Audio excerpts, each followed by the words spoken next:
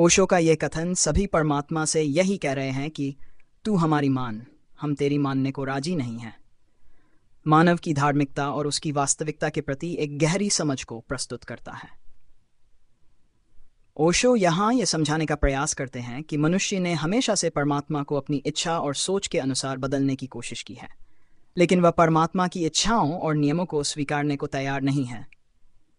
इस विचार के माध्यम से ओशो हमें आत्मनिरीक्षण और अपनी सीमाओं को समझने का संदेश देते हैं। नंबर 1, परमात्मा की शक्ति को चुनौती देना। ओशो के अनुसार मनुष्य परमात्मा को अपनी इच्छाओं के अनुसार देखना चाहता है। वह चाहता है कि परमात्मा उसकी माने, लेकिन स्वयं परमात्मा की मानने में उसे कठिनाई होती है। यह विरोधाभास हमें यह दिखाता है कि हम अपनी इच्छाओं को सर्वोपरि मानते हैं। नंबर 2, आध्यात्मिकता और अहंकार का द्वंद्व। ये कथन ये भी दर्शाता है कि मनुष्य का अहंकार कितना प्रबल है। ओशो बताते हैं कि जब तक अहंकार बना रहेगा तब तक वास्तविक रूप में ईश्वर का अनुभव नहीं हो सकता। ये द्वंद्व है, एक ओर हम परमात्मा को मानते हैं, लेकिन दूसरी ओर अपने विचारों को सर्वोपरि समझते हैं। नंबर 3, सच्ची आस्था का अभाव। ओशो कहते हैं कि हम केवल दिखावे के लिए परमात्मा की पूजा करते हैं, लेकिन भीतर से हम उनकी इच्छाओं और निर्देशों को मानने के लिए तैयार नहीं हैं।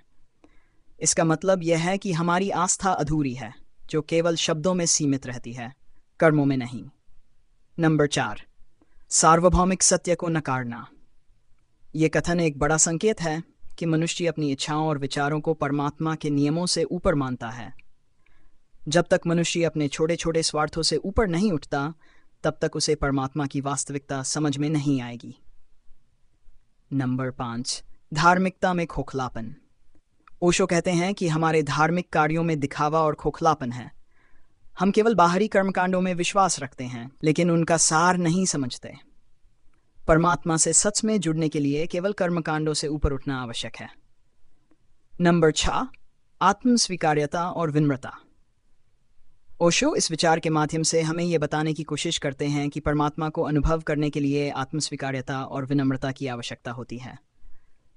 जब तक हम अपने अहंकार को त्याग कर परमात्मा को पूरी तरह से नहीं अपनाते, तब तक सच्ची आस्था का अनुभव करना संभव नहीं है। नंबर 7, मानव परमात्मा का संबंध।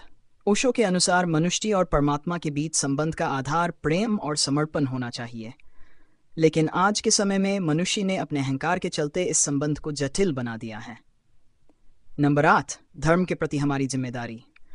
ओशो हमें इस बात का भी एहसास कराते हैं कि धर्म और अध्यात्म केवल मानने की चीजें नहीं हैं, बल्कि इन्हें जीना होता है। हम परमात्मा से अपनी इच्छाओं को पूरा करवाना चाहते हैं, लेकिन खुद उनकी इच्छाओं को पूरा करने के लिए तैयार नहीं होते। नंबर 9, सच्ची भक्ति का मार्ग। ओशो के अनुसार सच्ची भक्ति का मार्ग तभी संभव है जब हम अपने अहंकार का त्याग कर दें और परमात्मा की इच्छाओं को समझने की कोशिश करें। नंबर 10, आध्यात्मिक जागरूकता का अभाव। यह कथन एक महत्वपूर्ण संदेश देता है कि हमारी जागरूकता अधूरी है। हम बाहरी दिखावे और मान्यताओं में फंसे रहते हैं और परमात्मा के प्रति वास्तविक श्रद्धा को महसूस नहीं कर पाते।